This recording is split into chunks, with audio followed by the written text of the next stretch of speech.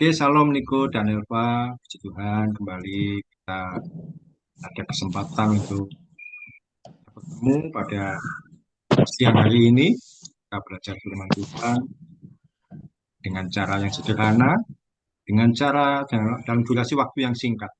Tapi mudah-mudahan boleh berkat bagi kehidupan kita semua. Dan kita tidak pernah tahu firman Tuhan mana yang menyembuhkan kita, yang bermanfaat bagi kita, yang menyehatkan bagi kita. Semua firman Tuhan tentu bermanfaat. Tapi di satu titik, ada satu bagian firman Tuhan yang membuat kita benar-benar mengalami pencerahan, iman kita dikuatkan, wawasan kita bertambah, dan kita semakin berjalan maju mengikuti Tuhan Yesus. Oke, kita awali dengan berdoa. Mari kita bersatu hati dalam doa. Tuhan Yesus, kami mengucap syukur pada siang hari ini. Di hari Minggu ini kami masih diberi kesempatan untuk belajar firman Tuhan. Sekalipun melalui Zoom ini ya Tuhan. Kami berdoa kehidupan kami boleh dibangun, boleh dikuatkan, dipulihkan, dimenangkan, dan kami mengalami hal yang baru. Singkapkan yang terselubung dan buat kami memahami segala sesuatunya dan bermanfaat bagi kehidupan kami. Dalam nama Yesus, kami berdoa dan mengucap syukur. Amin.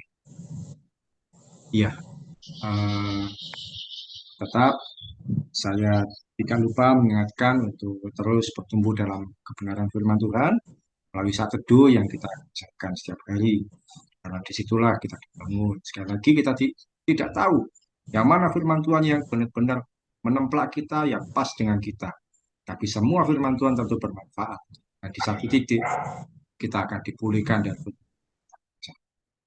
nah, sama seperti ketika kita makan setiap hari, kita tidak pernah tahu yang mana yang membuat kita sehat atau membuat kita menjadi kuat secara fisik. Tapi karena kita makan setiap hari, kita menjadi kenyang, kita menjadi kuat untuk aktivitas.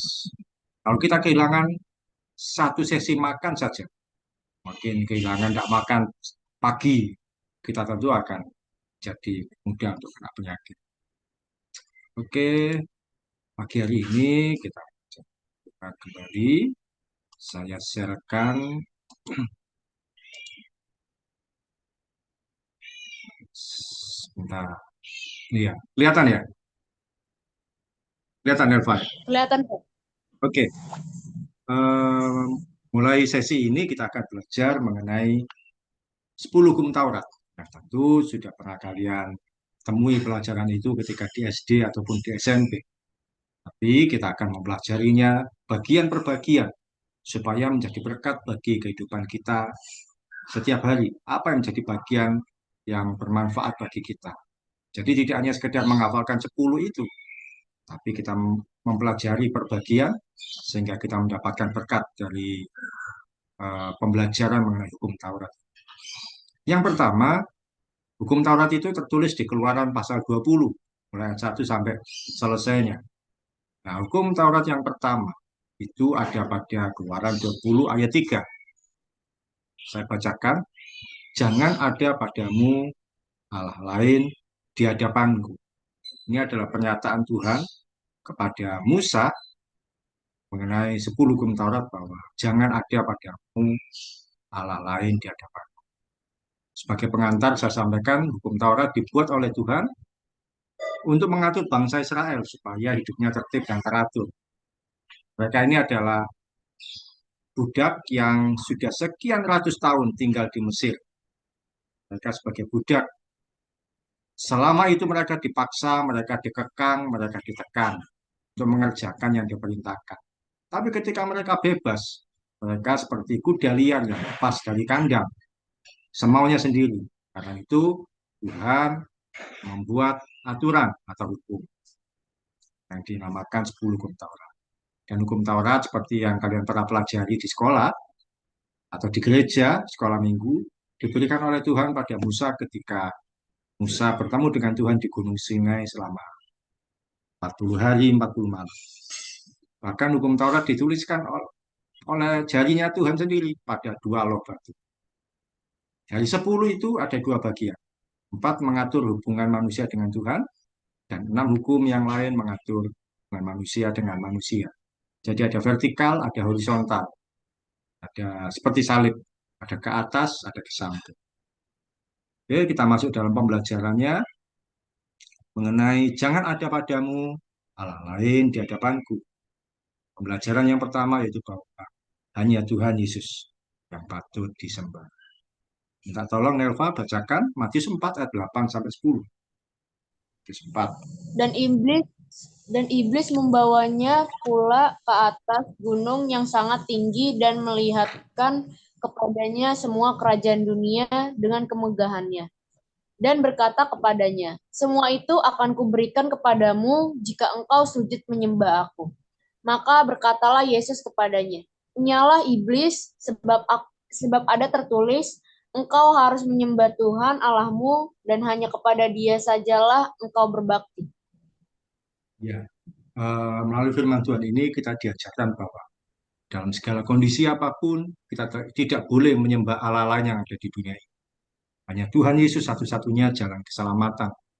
Dialah Tuhan yang harus kita menyembah. Tidak ada tawaran apapun yang bisa menggoyahkan iman kita kepada Tuhan. Apapun, apakah itu harta, apakah itu pangkat, jabatan, atau kecantikan, ketampanan manusia, jangan sampai hati kita goyah. Satu kali Tuhan Yesus dicobai, dan pada cobaan yang ketiga, iblis menawarkan pada Tuhan Yesus untuk menyembah dirinya. Kalau Yesus mau menyembah iblis ini, seluruh harta dunia akan diberikan pada Tuhan Yesus. Tapi jawaban Tuhan Yesus jelas dan tegas bahwa setiap orang, setiap manusia harus menyembah kepada Tuhan. Demikian juga dengan kita, jangan ada Allah lain, hanya Tuhan Yesus yang patut disembah. Pada Tuhan saja kita menundukkan diri. Itu yang harus menjadi pemikiran kita yang pertama, bahwa hanya Tuhan Yesus patut disembah. Tidak ada yang lain. Iblis boleh menawarkan apapun dengan dunia dengan keindahannya. Kiranya kita tidak akan terlaku. Yang kedua, kebenaran mengenai hukum Taurat ini, bahwa yang pertama Tuhan Yesus yang patut disembah. Pembelajaran yang kedua yaitu kita harus mengutamakan Tuhan dalam hidup kita. Silakan Niko, ini ayat terkenal Matius 6 ayat 33. Matius 6 ayat 33.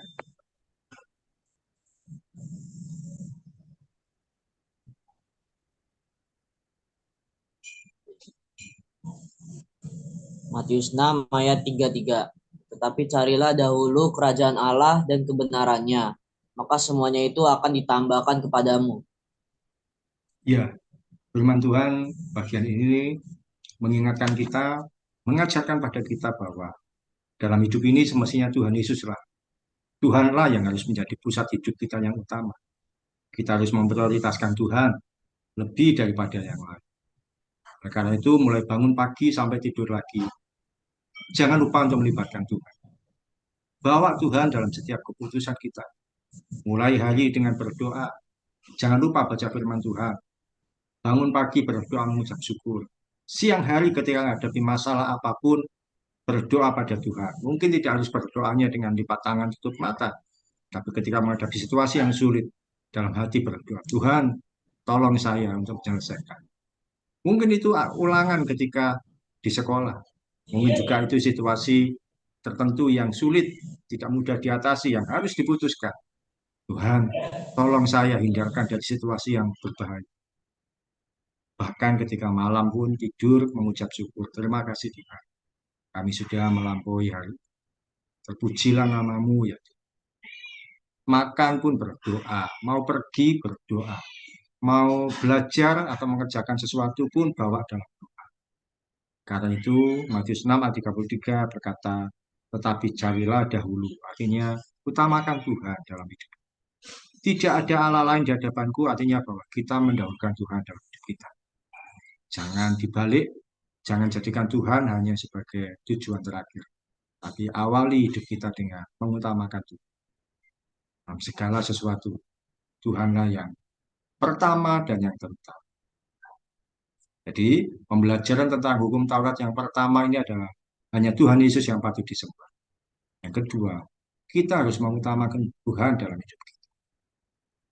Dan yang ketiga, Tuhan itu esa atau satu-satunya dan tidak ada yang lain. Silakan Elva, ulangan 6 ayat 4. Dengarlah, hai orang Israel, Tuhan itu Allah kita, Tuhan itu Esa. Iya, jadi Tuhan kita adalah Tuhan yang esa. Esa dengan satu, tunggal, tidak ada yang lain. Banyak orang menyebutkan bahwa Tuhannya orang Kristen itu tiga. Padahal tidak demikian. Tuhan tetap esa, satu saja dan tidak ada dua-duanya. Kalau dikaitkan dengan pelajaran atau dengan situasi di negara ini, sila pertama ketuhanan yang Maha Esa. Tuhannya orang Kristen pun juga esa. Satu, hal ini harus dipahami dengan baik supaya iman kita tidak salah dan tidak diombang-ambingkan. Tuhan yang kita sembah bukan ada tiga. Di tunggal itu ada tiga peranan dalam satu pribadi. Peranannya berbeda, tapi tetap satu pribadi. Mungkin satu kali peranan itu seperti ketika Nelva atau Niko ada di sekolah. Maka sebagai anak sekolah, hari Minggu Niko dan Nelva ada di gereja. Maka jadi seorang jemaat gereja. Tapi juga ada di rumah sebagai seorang anak. Jadi ada tiga peranan, tapi pribadinya tetap sama, ya Niko dan Nelva. Di Tritunggal itu bukan Tuhannya tiga, peranannya ada tiga. Dan tetap harus diingat bahwa Tuhan itu esa, satu-satunya dan tidak ada yang lain. Demikian juga di Ulangan 6 ayat 4, ditekankan pada bangsa Israel. Tuhan itu esa, Tuhan itu satu-satu.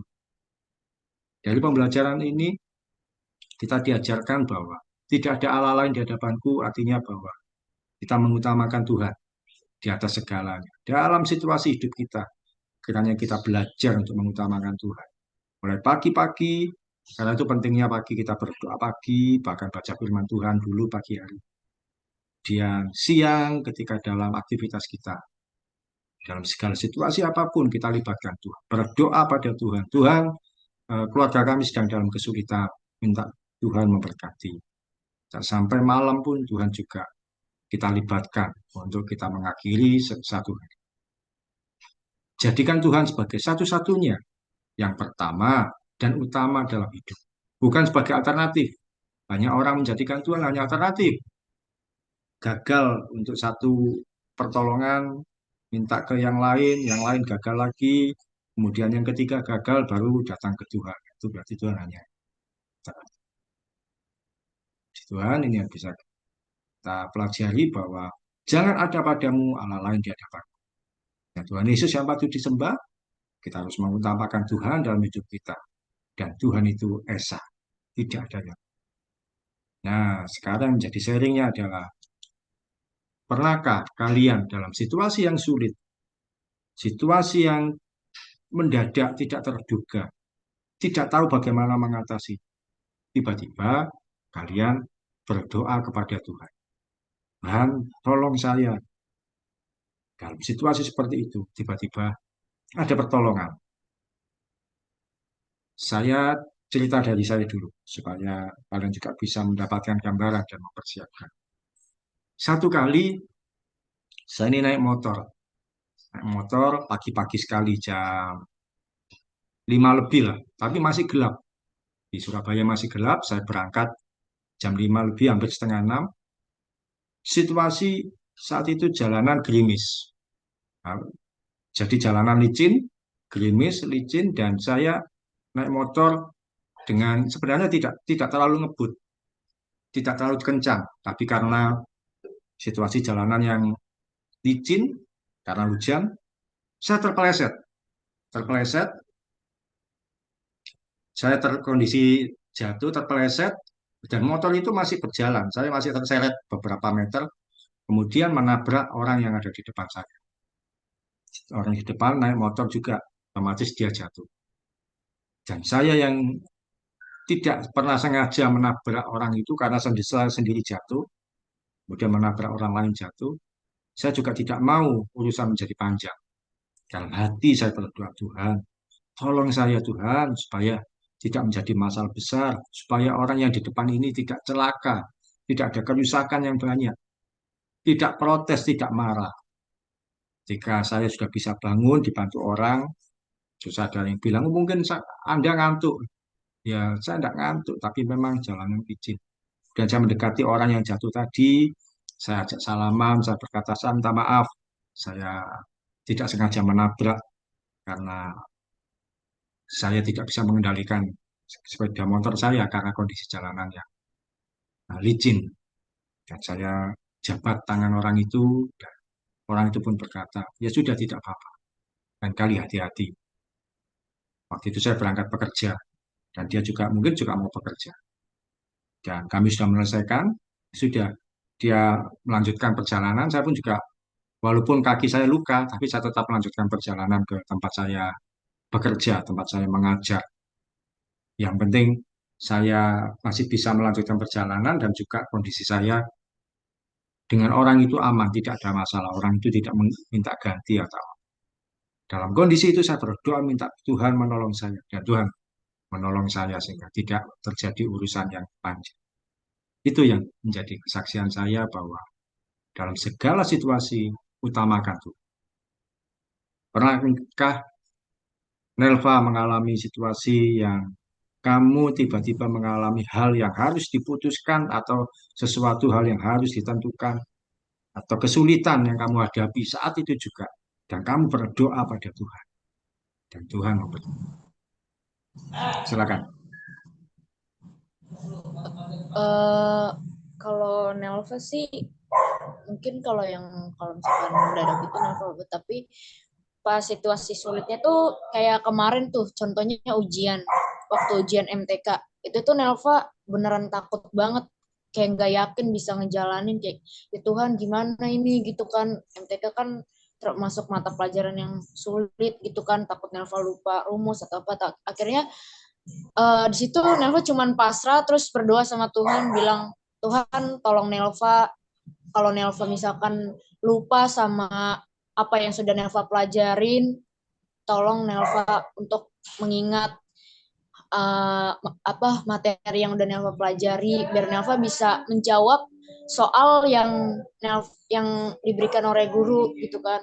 Dan benarnya di situ tuh, dan berikan Nelva ketenangan pada saat pelajaran, karena kan kalau kita nggak tenang menjawab pasti kita bakal sulit juga untuk menjawab pertanyaan itu.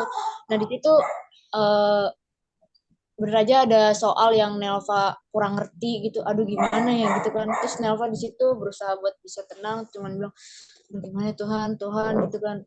Oh langsung kayak langsung tenang aja gitu, langsungnya oh ya langsung ingat gitu tiba-tiba gitu sih Iya, kalau Nelva. ya, puji Tuhan. Jadi di situasi yang mendesak, yang mendadak, yang tidak tahu harus bagaimana, ketika berdoa dengan tenang, tiba-tiba diingatkan jawaban yang tadinya itu lupa, tadinya nggak tahu, tiba teringat Iya.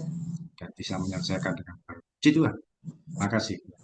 Niko, bisa sharing kah situasi yang pernah dihadapi?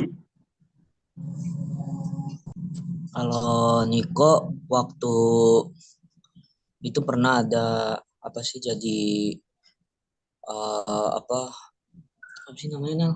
Ngebantuin prakarya ya, membuat project itu, dan karyanya ini lumayan susah juga, ribet, dimana juga yang kerja cuman 4 orang doang, termasuk saya ikut juga.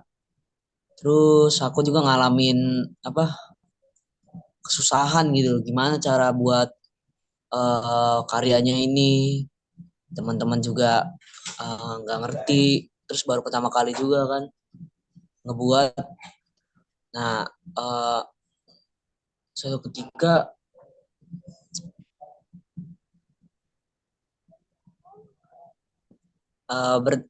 aku berdoa gitu ke Tuhan, gimana nih Tuhan cara buatnya. Akhirnya langsung sontak berpikir gitu, tiba-tiba oh begini cara bikinnya, ngelihat dari video internet gitu cara buatnya. Akhirnya lumayan jadilah karyanya, tapi lumayan agak jelek gitulah. Ya, pertolongan Tuhan bisa datang berupa hikmat atau diingatkan sesuatu, meskipun itu harus lihat video. Itu juga termasuk pertolongan Tuhan yang membuat situasinya boleh teratasi dengan baik. Ya, dalam situasi apapun melibatkan Tuhan. Memang berdoa tidak harus tutup mata lipat tangan seperti ketika di rumah atau di gereja. Tapi ketika kita melibatkan Tuhan, doa itu ngomong sama Tuhan. Kita ngobrol sama Tuhan, melibatkan Tuhan, Tuhan pun akan menjawab, menyelesaikan bagi kita. Ya, oke, puji Tuhan. Kita akhiri untuk sharing kita pada siang hari ini. Yang lalu yang berdoa Nelva ya. Iya, Pak. Niko bisa bantu tutup doa sebentar? Bisa Pak. Iya. Mari kita bersatu yang berdoa. Tuhan Yesus, berkati kami Tuhan. Terima kasih Tuhan atas kehidupan yang Kau berikan kepada kami Tuhan. Terima kasih juga Kau telah memberikan firman-Mu kepada kami Tuhan melalui Pak Oki Tuhan. Tuhan Yesus, berkati Pak Oki supaya Pak Oki sehat selalu Tuhan dan bisa mendapatkan rezeki yang melimpah Tuhan. Berkati aku dan Elva supaya aku dan Elva bisa mendapatkan nilai dari PTS yang memuaskan ya Tuhan, sesuai porsi belajar kami masing-masing Tuhan. Berkati Tuhan supaya Maha Bapa supaya sehat selalu Tuhan. Ampuni segala dosa kami semua Tuhan. Haleluya, amin. Amin. Puji Tuhan. Terima kasih Niko dan Nelva. Sampai jumpa minggu depan. Selamat berlibur besok. Terima kasih.